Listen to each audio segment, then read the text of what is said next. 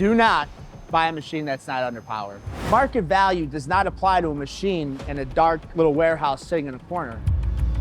The goal was to take the seller away from the buyer because we didn't want people to know how much money the company was making on a deal. What are some other red flags?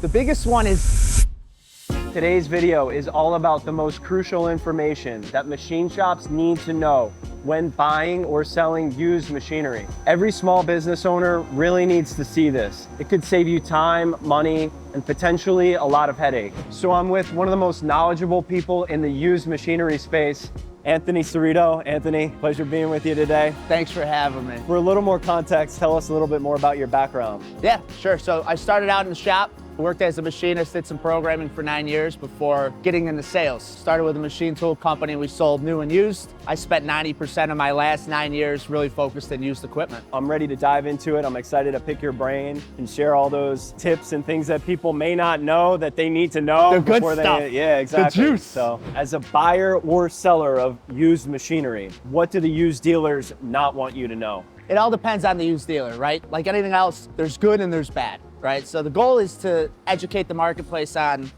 things to watch out for, right? Where you're gonna lose money, where you're gonna lose time, maybe you'll be taken advantage of, and just kind of gravitate towards the people you could tell are helping you and the people who are helping themselves. If you're looking to sell, work with someone who's gonna tell you what your equipment's worth. And when you're a buyer, work with someone who's gonna help you on the fees. The machine in itself is obvious, but thousands are spent just in rigging, prepping, inspecting, and if you ain't careful, you could be paying way too much for those services. How involved in some of those additional costs? I've found that some dealers will get involved in coordinating some of the shipping and rigging, some won't. Is there any rhyme or reason to that? Yeah, they wanna make money on you. Now, the thing you gotta be careful for is if something goes wrong, because the dealer's real quick to take money, right, on the transaction, on rigging, on shipping, but if the machine gets damaged during rigging or shipping, it becomes a little bit more muddy, right? Because now who's liable? The biggest example is, if I structure a deal with a shop, say Carl here, on his Doosan, right? And bring him an offer that's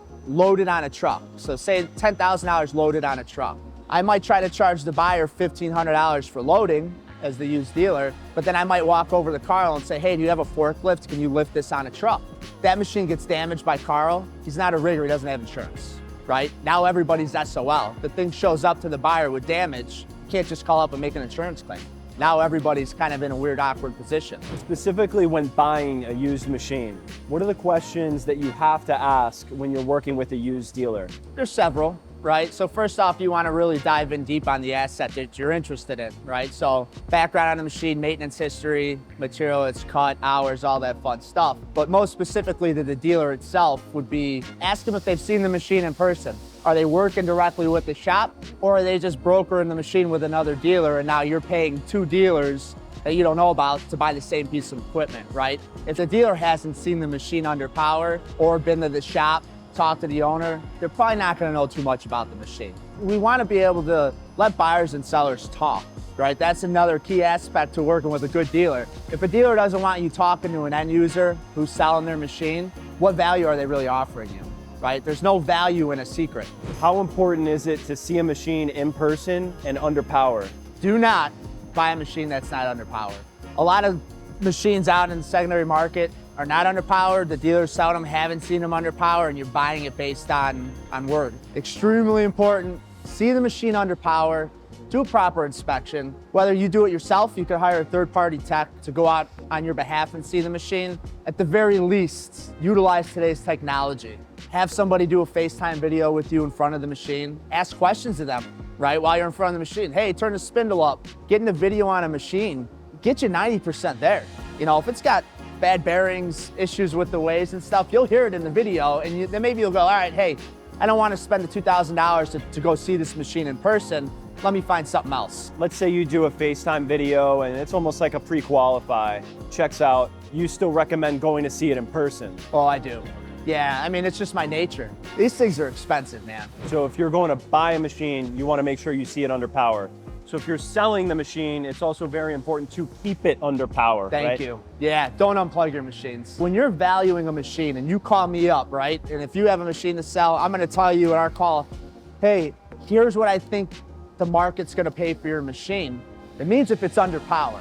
Market value does not apply to a machine in a dark little warehouse sitting in a corner. Finance companies need to understand that as well. So when they're hiring a company, a professional company to go in and recover an asset, they are relying on that company to give them what they think the market value will be on that machine. And they owe it to the person who might be losing it if it's a repo, right? Because that guy's still gonna probably be on the hook. I don't know for sure, I'm assuming, but if they got a $50,000 machine on market value, but they take it off power, move it in a warehouse and you can't inspect it, now you're maybe getting 35 grand. It's a big difference. So that brings me to my next question. What role does financing play in buying and selling of used machines? And how important is the financing company that you work with? Extremely important. Yeah. We're all chasing the American dream. A lot of people who want to get into equipment, start their own business, but because they don't have the 2 years, and I think we talked about this on the phone, no business history, they think I'll never get financed. I mean, is that the case? Can't you finance somebody with no history? Yeah, I mean, firsthand, we've been able to help out some of those newer startups, and that definitely relates to the used world, right? Because, whether a guy is starting a shop in his garage, or, he just got maybe a bay at an industrial park, that first machine is really gonna get him going. Yeah. Him or her. And we're happy to help those folks. So that's everyone's got to important. start somewhere, man. For us, it's not an issue because we know the space so well in terms of the equipment, the manufacturing world. We have trusted companies and vendors that we work with. So that's the importance of partnerships and relationships. Just going back to, I feel like I'm always saying it, but it's true. Customers will come to us and say, hey, I'm actually looking for VF2. I'm looking for, this type of mill. And maybe on the used market, they haven't found it yet. So we will point those customers to, hey, you should call Anthony. Oh, very cool. Yeah, so it you'll can help work. them hunt for it too. Yeah, so it could work both ways. All right, man, well, thanks so much for sharing with us today. I think there's a lot of really useful tips for the machine shop that might be buying or selling a machine. Yeah, if you're looking for any help on buying and selling used equipment, reach out to me on LinkedIn. You can give me a call on my cell phone. My mobile phone's always on me. For more manufacturing tips and case studies, check out the next video.